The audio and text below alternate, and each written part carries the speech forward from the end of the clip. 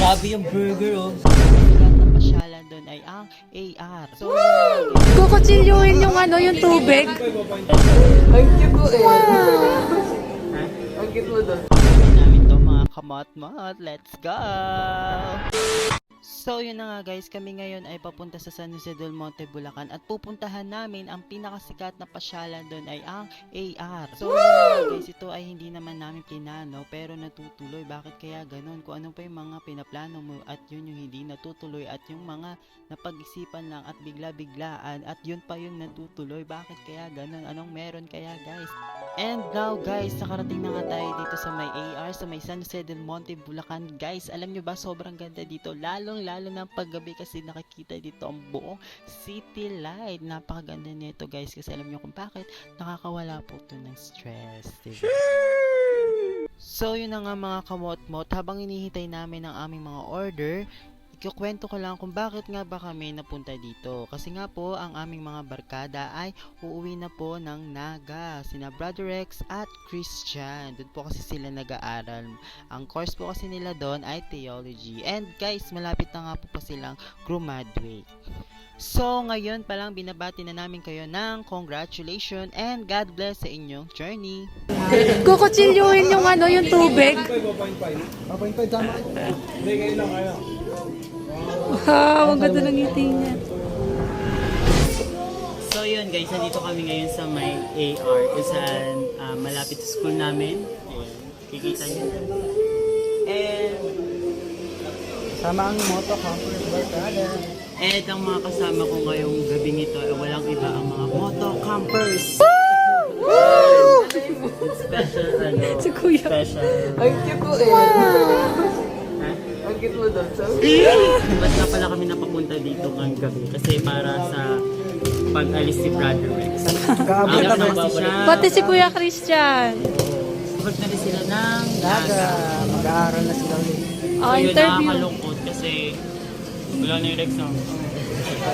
Uy, si Kuya Christian Pero okay lang din. kasi iPhone 7 na. Takas Kumusta ng... yung vacation mo dito? Sulit. Solid talaga eh. Lang, ano, mag-iisang buwan eh. Sulit pero sulit talaga yung cake siya kasala. Christmas break lang yun, alam ko eh. Christmas break namin hanggang summer break. Ay iba. Kamusta naman si Christian? Christian naman. Ako sobrang saya ko mga kaibigan, mga kamoto. Moto? Moto campers. Barkada.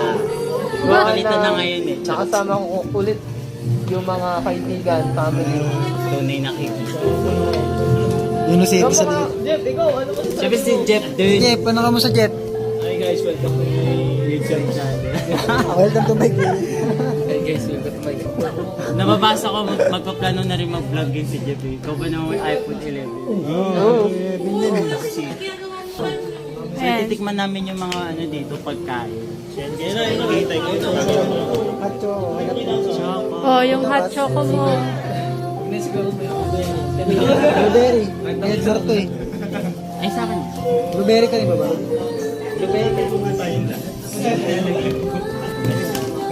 So titikman natin. Tamang tubig lang muna. Eh. Wala kami pera, tubig lang po. Ano ba pangalan? So yun na nga guys, dumating na aming mga order at ito ay ang burger. Sobrang sarap nito guys, napakalaki at may kasama pang price. O diba? So titikman na namin to mga kamot-mot. Let's go! Grabe yung burger oh. Sulit talaga siya. Burgers and fries. So yun na nga mga kamot-mot, habang kami ay nagpo-food trip, ito pong lugar na to ay sa may AR, sa may San Jose del Monte, Bulacan, kung saan matatagpuan dito ang pinakasikat na mga pasyalan at kainan like na pinuntahan po namin dito. And syempre para sa mga kamot-mot natin na gustong pumunta po dito, i-search nyo lang po sa inyong mga Google Map or Waze ang AR San Jose del Monte, Bulacan. So yun guys, kami ay paalis na at pauwi na papunta sa aming Caloocan. From San Jose del Monte, Bulacan to Caloocan naman na kami, kaya bye! Solid na solid dito guys.